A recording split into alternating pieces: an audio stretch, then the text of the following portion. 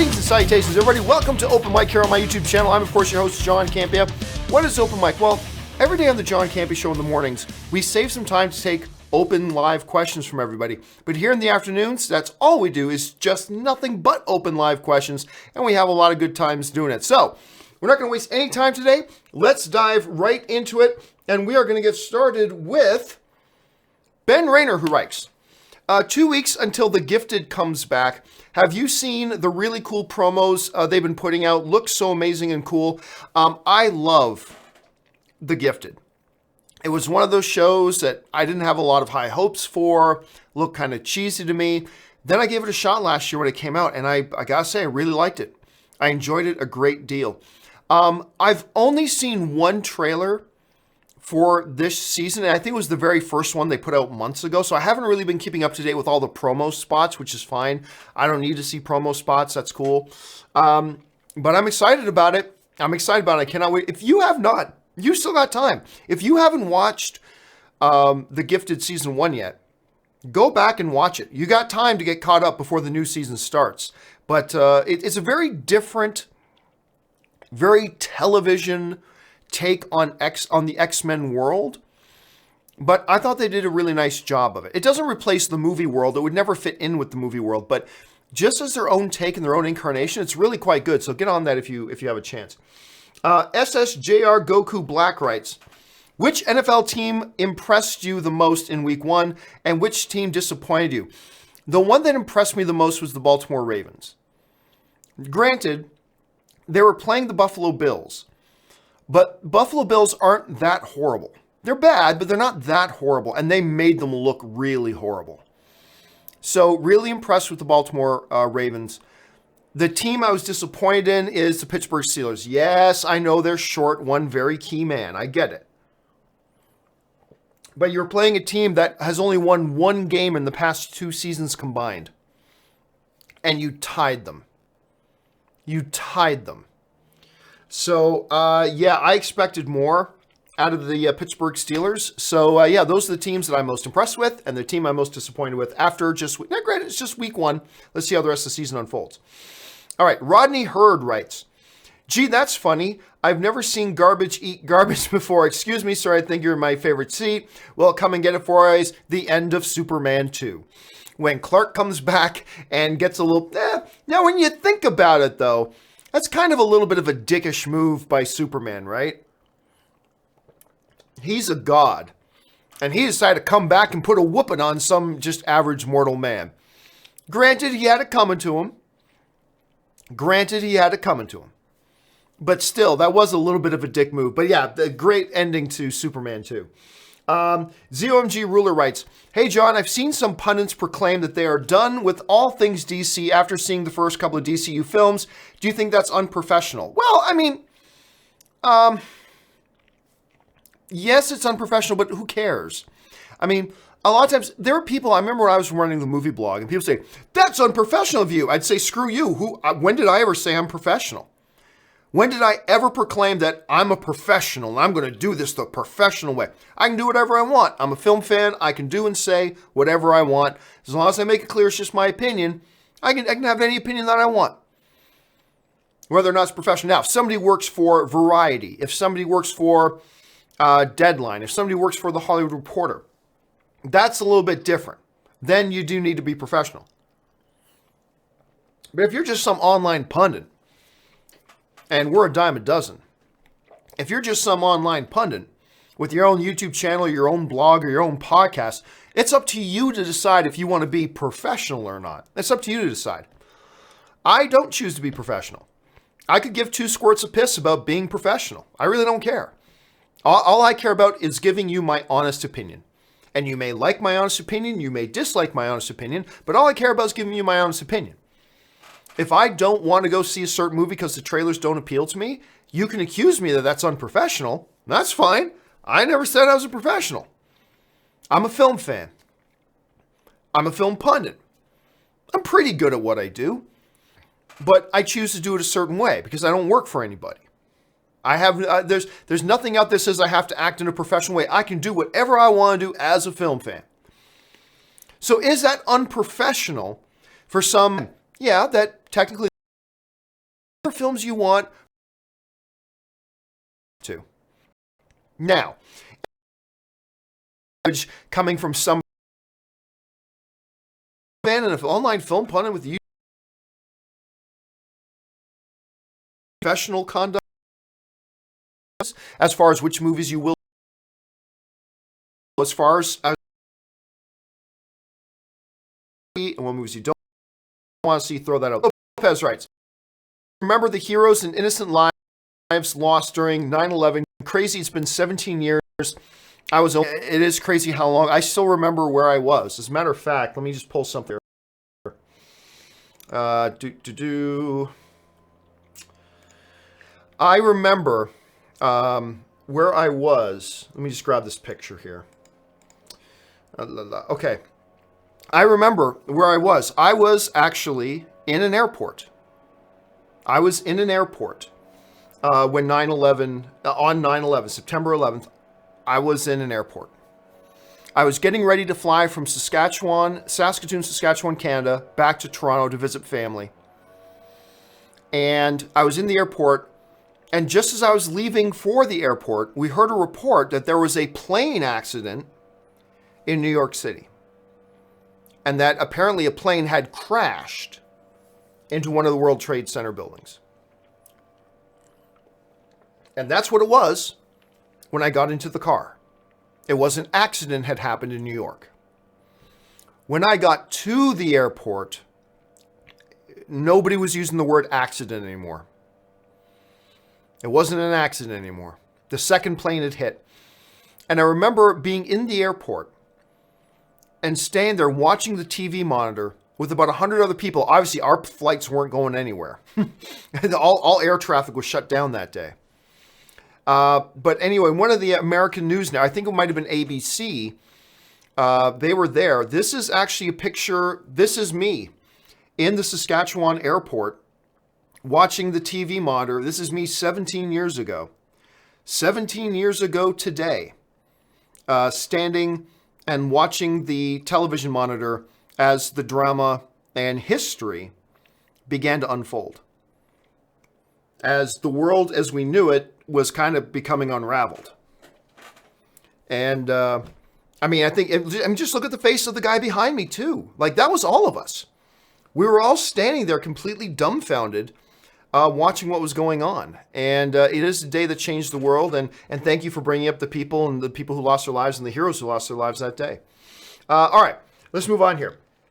Chris Warden writes, I sometimes feel that Brosnan, I assume you're talking about Pierce Brosnan. I sometimes feel that Brosnan is underappreciated for his time as Bond. I'm not saying he was the best, but I really enjoyed all four of his Bond films. I did not enjoy all four of his Bond films. I'll go on record and say that. But I will say this, I enjoyed him as Bond. I think Pierce Brosnan as James Bond was a pretty good James Bond. And there were a couple of his films that I really liked. One or two, not so much. But I always appreciated him and what he brought as a James Bond, and I think he's a very good Bond. The thing is, the guy who then replaced him as Bond, Daniel Craig, might be the best Bond we've ever had. So unfortunately, Pierce Brosnan doesn't get mentioned enough and given enough credit for what he did as Bond. But I believe in upcoming years we will. I believe that once we move on from Daniel Craig and then whoever replaces Daniel Craig, they get replaced, whatever. I believe in future years we'll look back and remember Pierce Brosnan as a pretty damn good Bond. And I think he was too. All right. Chris Lopez writes, by the way, Predator is now 45% Rotten Tomatoes. Yeah, I saw that. The early reviews came in, and the early reviews were quite good. The early reviews had it around 76 to 80%, and they were quite good. And then a new slew of reviews come out, and now it's hovering around the halfway point. Now it's hovering at 45%, which is where I originally thought it would probably end up. And then I was really surprised to see the good reviews that were coming. And keep in mind, some of the what do they call their key critics, the ones that Rotten Tomatoes call highlight critics, or what do they do? But like Hollywood Reporter, things like that. They're liking the film. I am very, very excited to watch it. I am very excited to watch the new Predator film. I'm stoked to see it. It sounds like everything I wanted a Predator movie to be. Just balls to the wall, crazy nutty action, good gore, great monsters. That's all I'm looking for. Maybe a couple of good corny one-liners thrown in there to boot. And that's all I need to see. You show me that in a Predator movie, I'll probably be happy. But we'll have to wait and see. Rodney Hurd writes, I'll never turn to the dark side. You failed, Your Highness. I am a Jedi like my father before me. Still gets chills when I hear that line. It's a great line. The whole scene is that entire Emperor's throne room scene and sequences are actually, that's my all-time favorite scene in any movie. That set of scenes, that sequence in the Emperor's throne room is my all-time favorite sequence in any movie, anytime, ever. From the lightsaber fight to the dialogue back and forth, the conflict, all that kind of stuff. That one scene with the one room with Vader, the Emperor, and Luke in it, all-time favorite scene. I love that scene so much. All right, Ben Rayner writes, thoughts on Cannibal, the musical from South Park, guys? I think it's funny. I've never seen it. I've never heard of it. So I like South Park guys, but I've never heard of Cannibal, the musical. I've clearly never seen Cannibal, the musical, so I can't really give any kind of input on that. Zuza writes, I watched yesterday Tom Clancy's Jack Ryan with John Krasinski. All season 1 in the night. There was only 8 episodes, but holy shit, wow, yeah, that's so good to hear, Zuna, because I've been hearing a lot of people saying a lot of very, very good things about the Jack Ryan film, or about the Jack Ryan show, which is really great for me because I love John Krasinski. I'm a big fan of the Jack Ryan stuff. I like all the Jack Ryan movies, even the Chris Pine, and the Chris Pine one wasn't great, but even the Ben Affleck one. I really like the Ben Affleck one too. Obviously, Hunt for Red October, Clear and Present Danger, Patriot Games. I love all those films. So I'm very excited to hear good things coming out from this. And I've got to sit down and watch it, but I got to wait till Anne gets home. Anne's been out of town for a few days. She's getting back on Friday. So probably this weekend, this coming weekend, is probably when me and Anne will sit down and watch it. I'm very excited for it, though. James L.H. writes, John, enjoy listening back to shows missed. The interaction with your viewers always prompts me when I can to follow up. Example, Jim Carrey films have me thinking about Truman Show. Really excellent film. Oh, the Truman Show was great. Truman Show was great. Actually, if you talk to a lot of people, when you ask them what's your favorite Jim Carrey film, you'll often get The Ace Ventura Pet Detectives. You'll often get the Eternal Sunshine of the Spotless Mind. Why am I freezing on the name of that movie? Yeah, Eternal Sunshine of the Spotless Mind. A lot of people mention that one. Some people really like Man on the Moon. But another one that comes up a lot is Truman Show. I think for many people, Truman Show was the one that really woke people up saying, wow, this Jim Carrey guy can actually really act. And it is a great one. It's a really good one. Thanks for bringing that one up, James. Let's see. James follows it up with, also, thought about Peter Weir, how such a talented director, only 2 films since Truman, including Master and Commander, which is one of my favorite films. What other things did he, hold a second, now you got me wondering.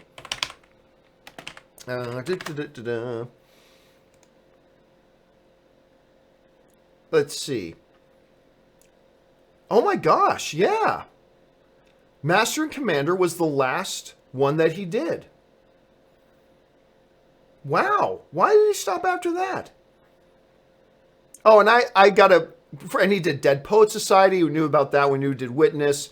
I didn't know he did Green Card, though. That was kind of a guilty guilty pleasure thing of mine, because despite what's going on with these days with Gerard Depardieu, I used to love Gerard Depardieu as an actor. I used to love watching him stuff. He was like a great Cyrano de Bergerac, and he was in a lot of different things. But Green Card that he did with Andy McDowell, that was when I realized I had no idea that he directed that. Wow. And I didn't realize that Master and Commander was allowed. Well, he did The Way Back as well, but you know what? That one wasn't bad either. The one with Colin Farrell and Ed Harris.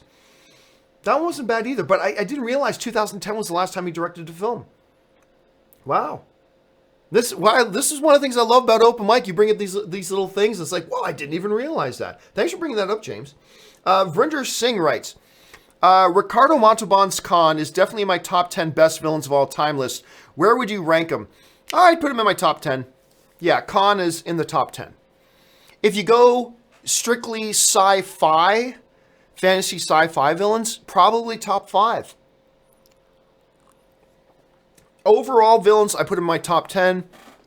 If you're just excluding it to just top 5, or just to sci-fi and fantasy villains, probably in my top 5. And maybe even my top 3.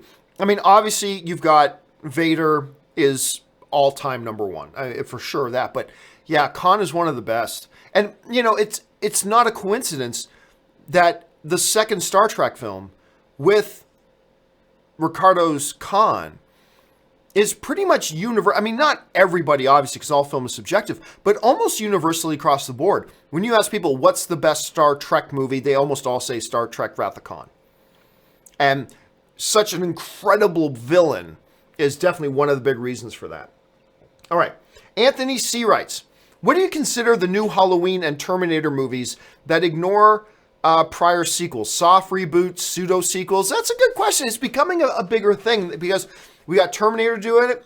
We got Halloween doing it. I believe, was Chucky going to do it as well? There was at least 1 or 2 other ones that are talking about coming back and doing something that is a true sequel to the first one that ignores the other ones. I can't remember which other one it is, but it's a growing trend.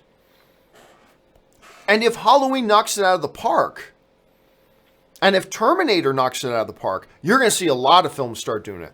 You're going to see new Beverly Hills Cop 2.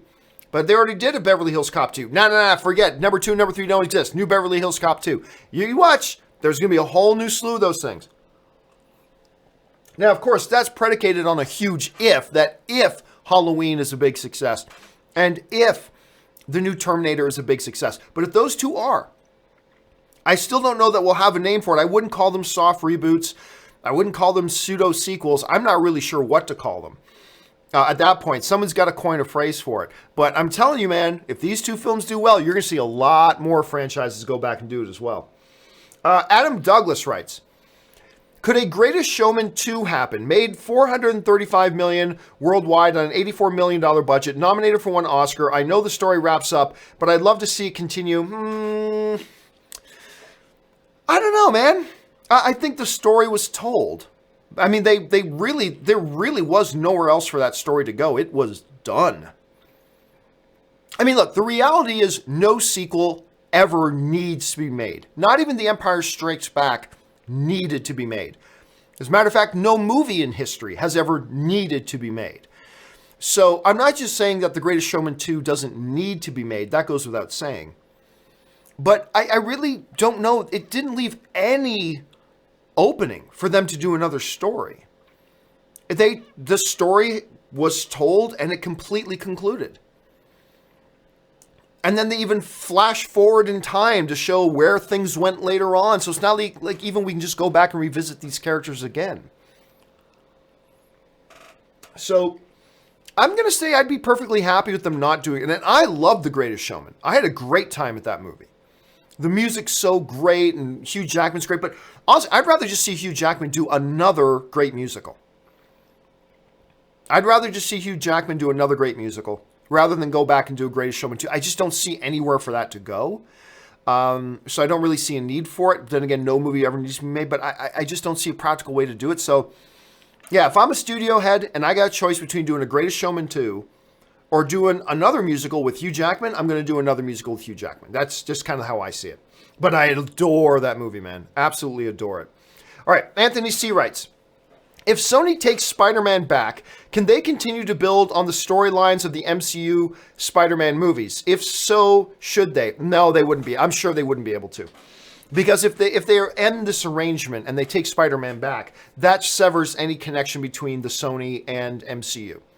It severs that connection completely. So you could get Tom Holland continuing as your Spider-Man. You just can't make reference to anything that happened in the MCU. And you can do that. You can do that easy enough. But no, if they took Spider-Man back, they cannot make any reference at all to his time in the MCU. Now, whether or not that happens is completely up in the air. We have no idea. But if it did, and that's a big if If it did happen that Sony took them back, they cannot reference the MCU. Anthony C. writes, in your opinion, what was the last bad MCU film? Probably Iron Man 3. Because like even Thor: The Dark World, which I thought was a big step down from the first Thor, I didn't think it was a bad movie. You know what I'm saying? I didn't think it was a bad movie. I thought it was a big step down. I thought it didn't live up to the original. But I didn't think it was a bad movie. Iron Man 3... Sorry. Iron Man 2. Sorry. Iron Man 2 is a bad film. Iron Man 3 is also not great, but it's not bad. Iron Man 2 is a bad film. So I'll say that. The last bad one, in my opinion. But, you know, there's a lot of people out there who might love Iron Man 2, which is fine. But since you're asking me, in my opinion, what was the last bad MCU film, I'm going to say that it was, Iron Man 2. All right, let's move on here. James LH follows up with, not on Twitter, but only about a year younger than you, John. So did like your TV themes, as I remember them well. Out of today's TV favorites is Game of Thrones. Yeah, so here's what he's talking about. The other day, I got on Twitter. I can't remember. Oh, yeah, I was listening to something and the Airwolf theme came up. And it just got me thinking about the greatest television show musical themes, right? And I put up a tweet that said this. Greatest TV themes. Notice I didn't say theme songs. All right, I said themes, not theme songs. There's a bunch of people started. I literally had over 340 replies to this tweet, and people saying, "Joe, how can you leave out Greatest American Hero?" Well, to me, there's a difference between theme, like musical themes, and theme songs. So anyway, I said the greatest TV themes of all time. Number one, Airwolf. It's the greatest TV theme ever. It is simply the greatest TV theme ever. Number two, the original Battlestar Galactica. It's amazing. It's iconic. Number three, the Knight Rider theme. Number four, Miami Vice. Number five, Magnum PI. That to me is the five best themes to any TV show. And again, I had a whole ton, hundreds of people replying to me saying, how can you not say this and this and this? And they were all mentioning theme songs, which I guess in my tweet, I didn't specifically say, make the distinction. I just thought by saying themes, people would understood I didn't mean theme songs, but apparently that didn't translate. But yep, I stand on that. And Game of Thrones is definitely a great one. I love Game of Thrones, but the theme, but I don't think it touches those ones either. I think those to me are my favorite five. I'm going to stand on that. All right.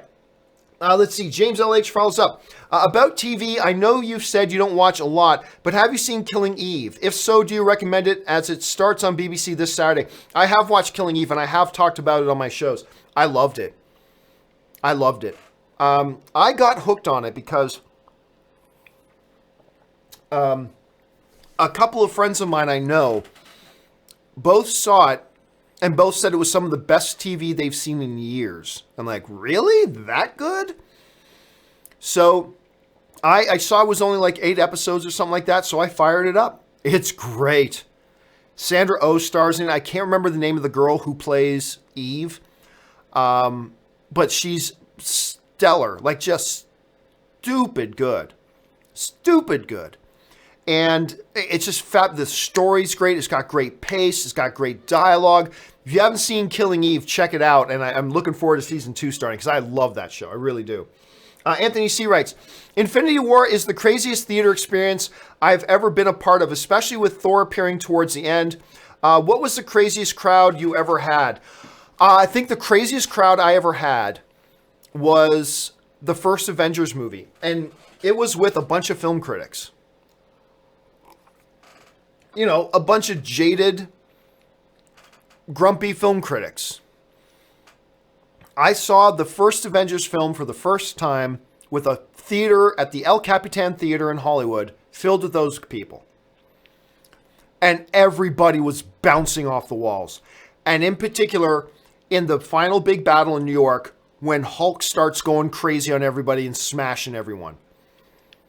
We're living in an era now where we've got Hulk. But at the time, it was everybody was buzzing coming out of theater. That's the Hulk we have all been waiting for.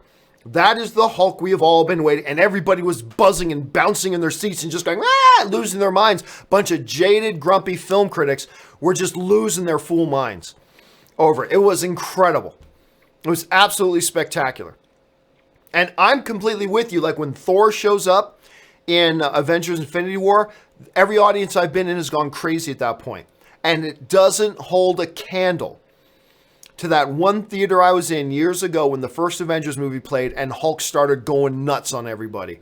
Everybody lost their crap, man. It was the craziest I've ever seen a movie theater go. It was fantastic. All right. Rodney Hurd writes, no more Optimus Prime. Grant me mercy. I beg of you. You who are without mercy now plead for it. For the only good scene in the Transformers animated film.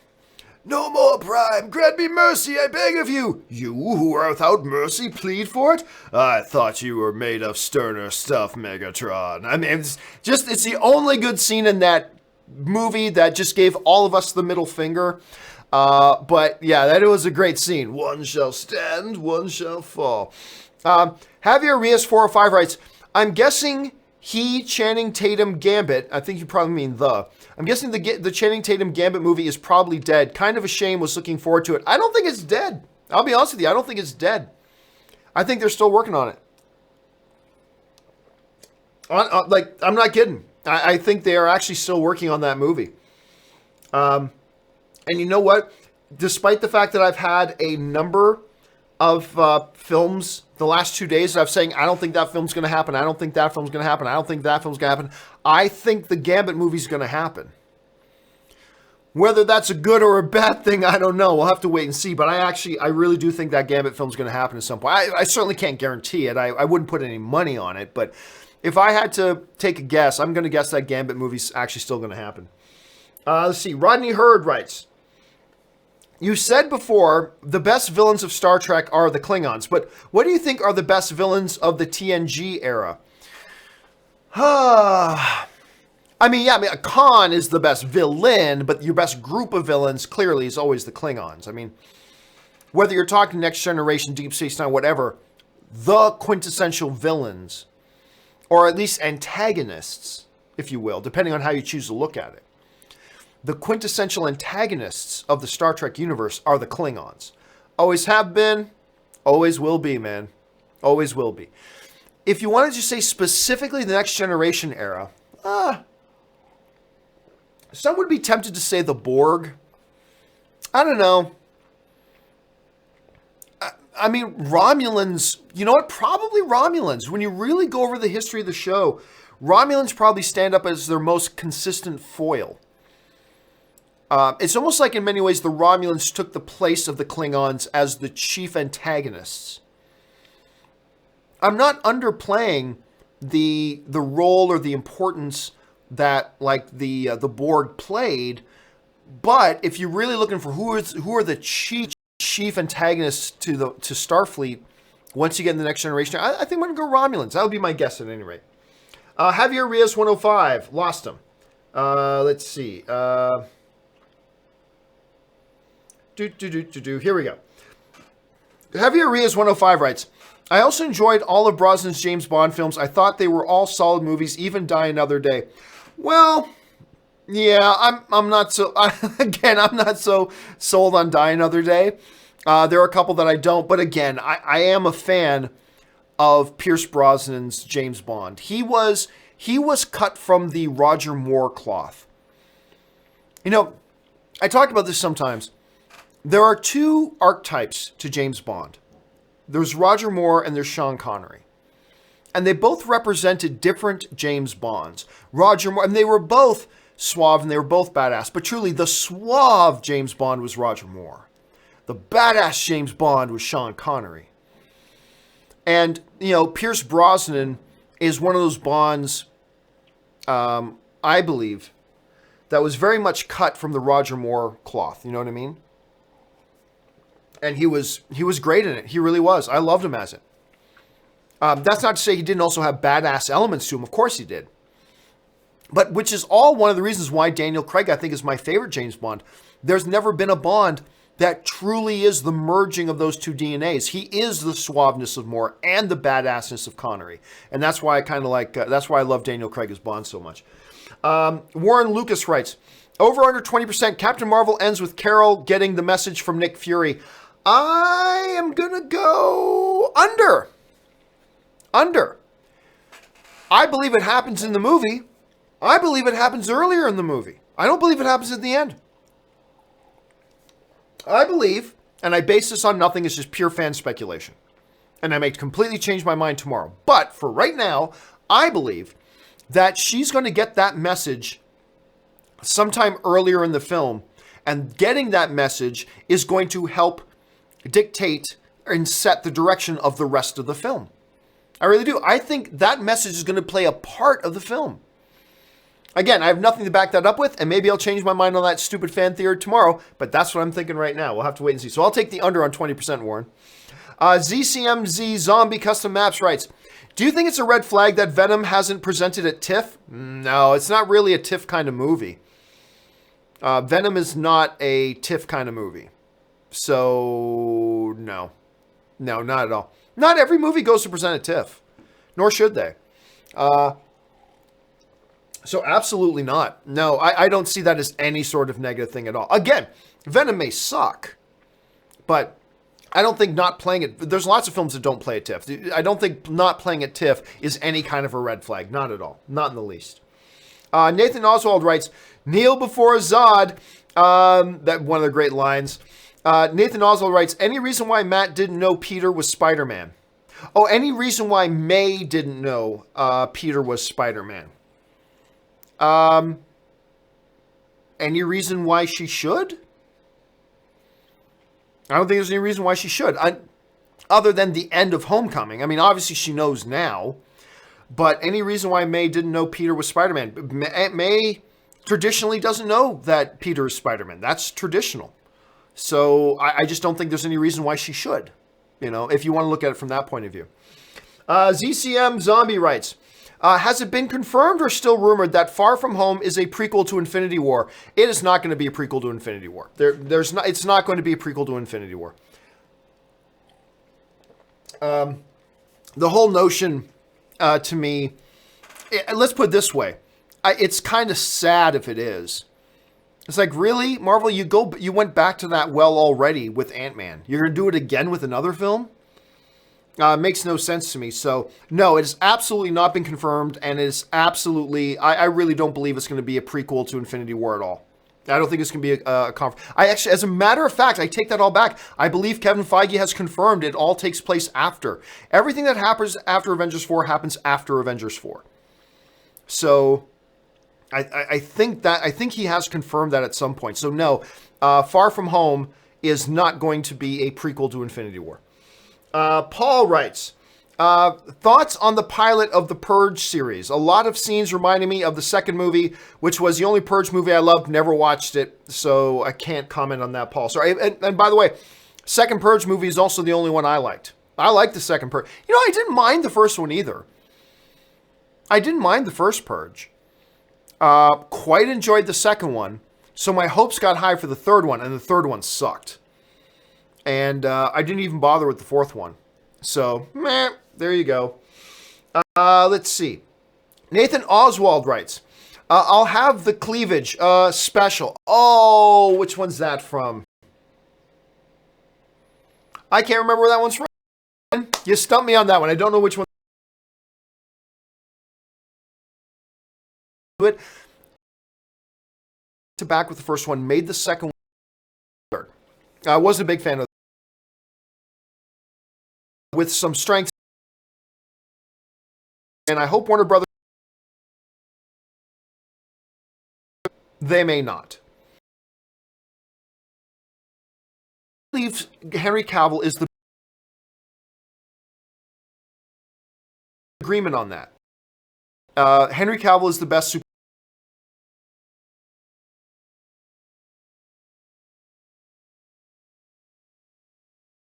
I'm going to address those in an upcoming. Thanks a lot for joining me, guys. My name's Sean.